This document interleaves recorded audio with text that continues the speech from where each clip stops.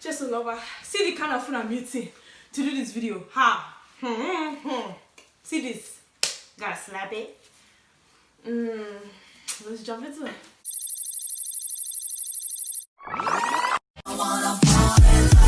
Nope. That's right.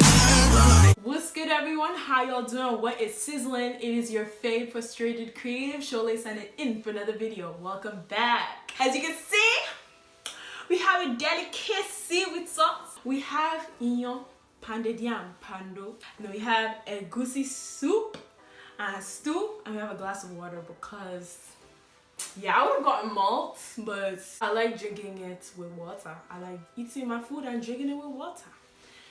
Oh, sorry.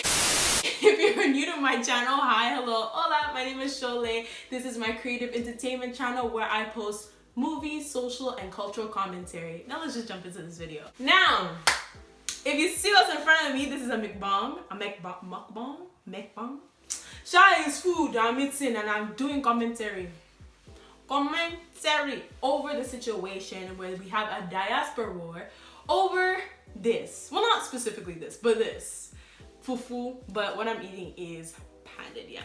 All right, now let me open it, start eating, and then we can talk about what's really going on right now, because everybody has gotten themselves in a fix. You know, once I eat this food, I'm knocking out somewhere. Forget about church tonight. I'm knocking out somewhere, because look at this bad boy. You gotta slap it as some people do. I mean, I don't slap it, I just take a bit of it. See, my hands have to be wet in order for me to enjoy it. Then this is eforiro with ata, which is vegetable soup and stew. I'm going like this. Correct food. Okay, so the situation at hand was when this trend started with some Africans going ahead to show them eating fufu, right? Fufu, keyword. And then it started getting a whole bunch of buzz, and then other people started jumping on that bandwagon, and then the fufu challenge was started. Some people now, African Americans, not all the African Americans who joined it went ahead to be disrespectful, but there were a handful of African Americans who are now being rude and disrespectful, calling our food trash, saying it was like poo-poo to them. I'm gonna show some videos so y'all can see. What's the name of it? You said poo-poo what, baby? You said, what you say, poo-poo? Poo-poo shit! A goosey and okra. Trash. It has a weird smell.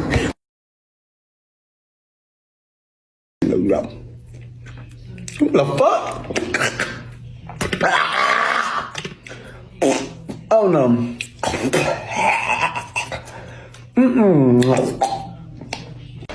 It should fucking stink.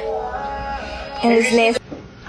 They were just being outrightly disrespectful, scratching their tongues and everything. And Africans on TikTok, where the challenge originally started, were like, yo, you can't be saying that about our food. That's really disrespectful. This is our culture. Like, you can't just be going ahead to say that about our food. You know, we're not over here saying that about y'all's food. Like, you gotta respect your bounds. Hey, listen to me right now. Listen, open your ear. You are disrespectful. Understand? You're disrespectful like my lace. Understand?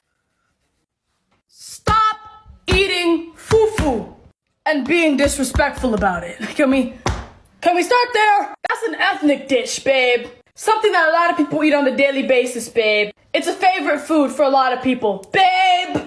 And here you are, you're eating it, and you're spitting it. Let me just change the perspective for you. Let me just change it for you quickly. Imagine your mother, your mom. She cooked me a nice meal. She was so happy about it. And then she placed it in front of me. I took a bite. Would you not feel bad that your mom is some skank that can't cook? She's a fucking skank that can't cook. You would feel bad. Eat the damn food. Swallow the damn food. And if you can't take fufu, stop being disrespectful, you little bitch. You dumb bitch. No, but actually, it's becoming rude. Stop. It's not cute. Like, stop. You know how TikTok has those videos where you now can download, right? People are now downloading the videos and now posting it on Twitter. And then people on Twitter started getting pissed off about the situation as well. outrage now sparked, and you know, once it gets to Twitter, it goes on Instagram. So now people on Instagram were now talking about it. Those big Instagram pages now started taking the story up, especially the African ones. People had a lot to say about it. A lot to say. And you see, first of all, let me define this. Fufu and pounded yam are two different foods, alright? They come from the same family, but they're pretty much cousins. They are similar in features, but they don't taste the same. Plantain fufu and cocoyam fufu are, I believe, actually from Ghana. And it's accustomed to eat it over there. Mind you, they pound it in a gourd with hot water and everything. So you're getting the authentic thing. Now the powdered stuff that we get over here is not the same. So of course it's gonna taste different. Me personally, I don't eat plantain fufu like that. I don't really enjoy it like that. But if my mom is eating, I'll eat it with her. Me, I enjoy pounded yam more. Way more. I think it's sweet, it's succulent. Everything about it is just delicious. To me personally, right? So I understand when certain people might not like it, but there's a way you talk about it that you don't disrespect other people. You don't go ahead and start calling other people's food like trash, shit, crap. You don't do that. Excuse my language. But you don't go ahead and do that. But you see, the thing about this is that we've been having diaspora wars over so many issues. Like, I can't even count in the past year alone. Alright? Our diaspora wars go all the way back to slavery days. Whether you're African, African American, or Caribbean, that's how far back it goes. To African Americans believing that we chose to sell our brethren away. To Caribbeans not wanting to associate with Africans that much. It's literally a cycle. And there's so much propaganda that is surrounded that. When we talk about these kind of things, instead of talking them amicably within each other, there's always some kind of outrage with them. It will first go from TikTok to Twitter, then Twitter to Instagram, then everyone will get wind of it. And then there'll be YouTube videos like these talking about these situations. And we don't always need to be doing that. We don't. We don't need situations like this to blow up in such a manner that cannot be tamed. I can understand that Africans don't want this to become a trend for people to now start disrespecting our food. But at the same time, we need to understand that not everyone's gonna receive our food the way we receive our food. Not everyone's gonna understand our tradition and our culture the way we do. Culture is really just up for grabs. However you interpret it is on you, right? In the past, as an African, like being called African booty scratcher, saying that our food is smelly, we live in huts, that we go ahead and ride on animals in order to get to school when we were younger was so disrespectful. And then all of a sudden, this wave of people going ahead to wear Ankara, going ahead to wear kente cloth, which is originally from Ghana and Nigeria, and then completely forgetting the fact that they used to like disrespect us and make fun of us for our clothing. And then when Black Panther came out, it was like revolutionary or whatever, because people thought that, oh my goodness, I want to go ahead and start learning my culture. I want to get closer to my roots. Like, as an African, yeah, it was great, but it's a fictional film. It's not real, you know? I mean, yes, they use real Africans for it, but it's not real. Like, why did it take a fictional movie for y'all wanting to go ahead to learn your culture or to know where you're from? The thing is about all of these things, we need to understand the fact that outrage really pushes a lot of these topics to the forefront. Had there just been people who were just eating the food and having a outlook that wasn't so disruptive, this wouldn't become a thing. But it was when people started seeing that when the general public is all having one certain opinion and there's one other opinion that's very like outlandish and loud and disruptive, more people would be drawn to it. More people will want to recreate it. You'll literally see certain people get a takeaway full of this food, right? And it's already been touched by the time you see the video. So meaning they've already touched it, they've probably already eaten a bit of it, and they didn't have any bad reaction towards it. But because now the camera is now on, now it's time for acting. It's now debunk. Oh, the food tastes nasty. Start scratching your tongue like crazy. Waiting be that. Like, it's fine having different opinions, but why go ahead and now disrespect us on it? Like, As you can see, I'm enjoying the food. I prefer pounded yam over plantain fufu. That's just me personally. So at the end of the day, you need to be respectful, 100%, because this is a culture that you don't know of. It's the same way how African Americans are going ahead to gatekeep AAVE, right? Which is African American Vernacular English. It's basically a dialect, if you want to say that, where certain people will be like purr, or go ahead and say all sorts of slang, or what they deem as slang, right? In such bad ways, and they don't know what they're doing, and then go ahead and colonize it as internet slang. No, it's not. It's not Gen Z slang either. This has been a thing since forever.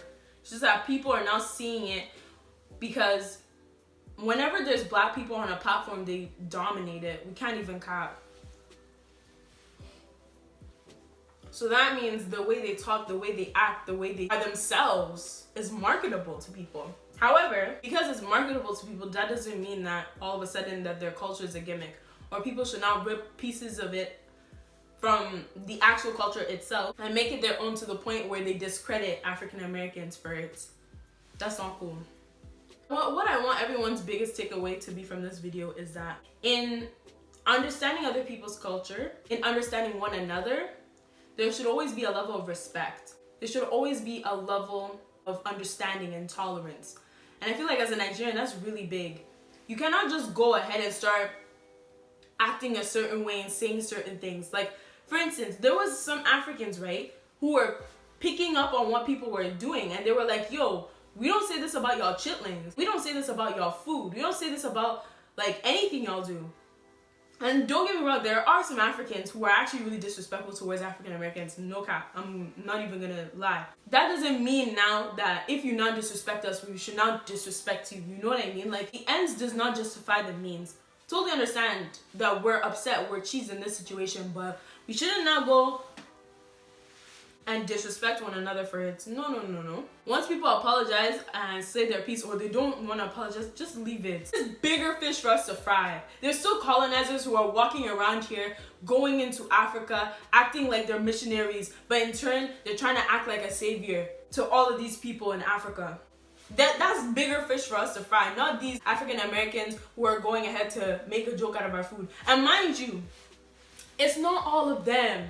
It's not all African Americans who are trying this challenge, or not all the people who are trying this challenge who are actually disrespecting our food. It's just a small handful of African Americans whose videos have now blown from the challenge who we get to see. We don't get to see the African Americans who are actually enjoying our food. The actual Asians as well that I've also seen eat our food. They don't have no issue with it at all. In this life, you're gonna see the bad parts before you see the good parts.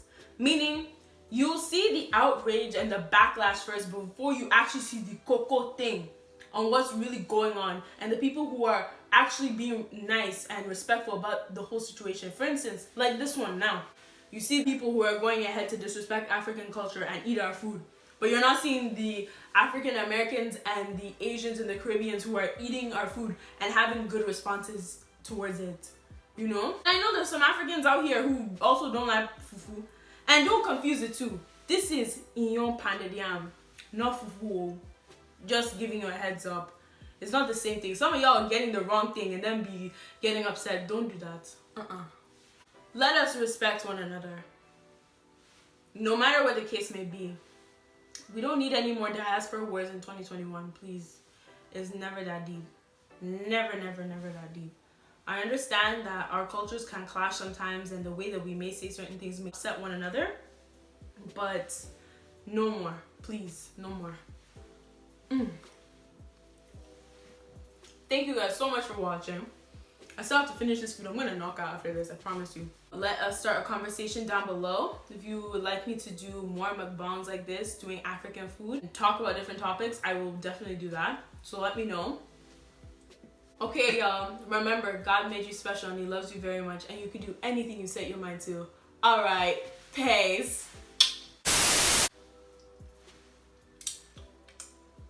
Yeah, bye.